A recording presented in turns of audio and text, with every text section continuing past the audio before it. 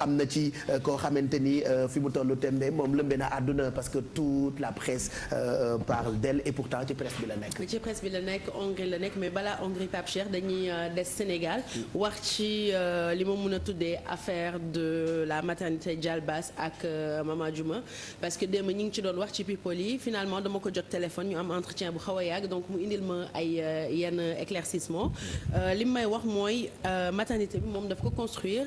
mettre ko à la disposition de l'État notamment ministère de la santé léegi nag bi mu demee ba décider agrandir ko daf leen woowaat pour wax leen ko pour ñu mën ko tëj delloo ko clé yi parce que li mu ci bëgg a dolli mooy daf ko bëgg a def polyclinique actuellement indi fa pédiatre docteur généraliste benn gynécologue ak cardiologue yooyu amu fa woon yokk plateau bi def ko polyclinique daf koy def privé mais non lucratif c'est-à-dire que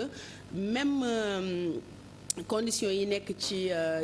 hôpitaux privés yi lay am mais boo fay dem da ngay fay comme booy dem ci public parce que moom nee na utu ci xaalis donc dégg nañ revendication population bi ak public bi ci am depuis démb dañuy wax sax ci investissement boo xamante ne ay coréens ñoo ko def d'ailleurs ci photo bi am na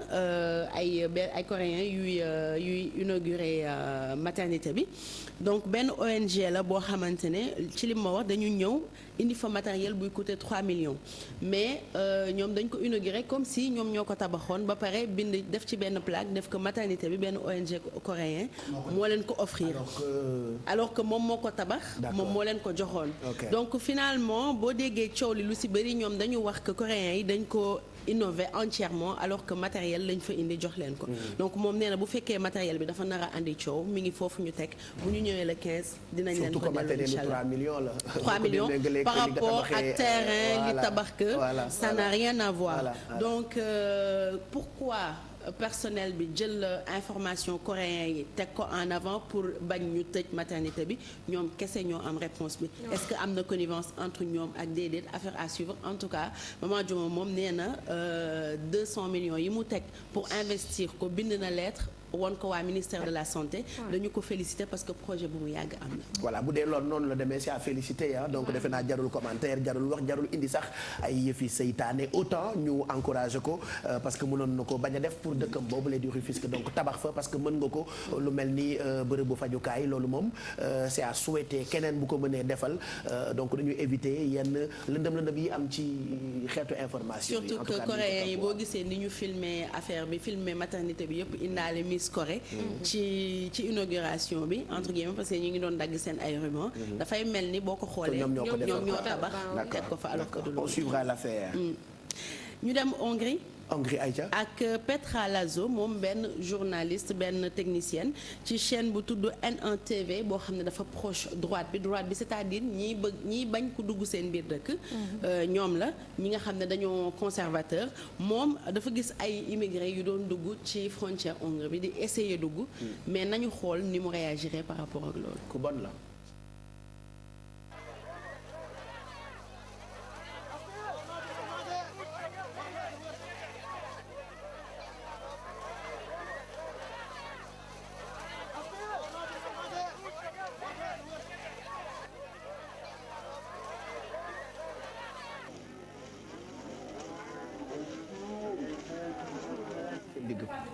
voilà donc lii vidéo bi muy dóor xale yi la am na début vidéo bi dafa am benn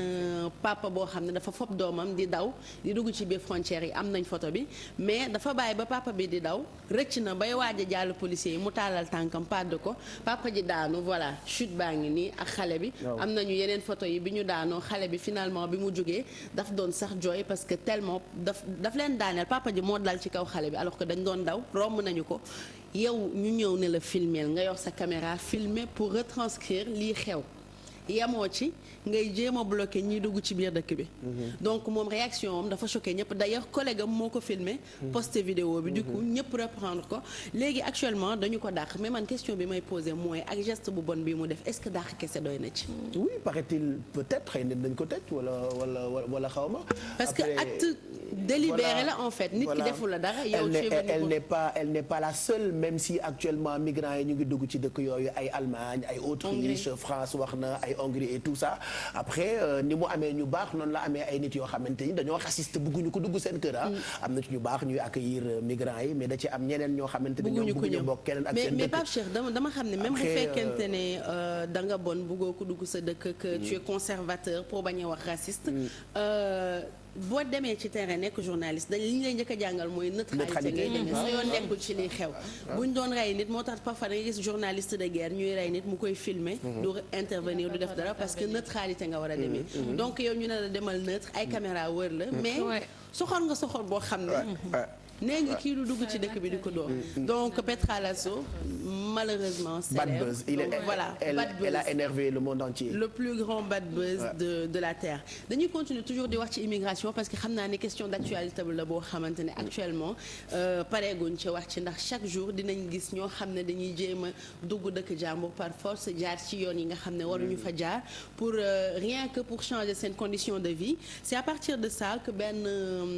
réalisatrice comédienne boo xam ne sénégalaise la elle s'appelle Rama Tandjigora moom dafa def benn documentaire bu mu tuddee l'Europe à tout prix donc recevoir nañ ko fii ci télé bi waxtaan ci documentaire bi pourquoi mu def ko kan la ko defal naka la ko defee ñu xool élément bi ñëwaat.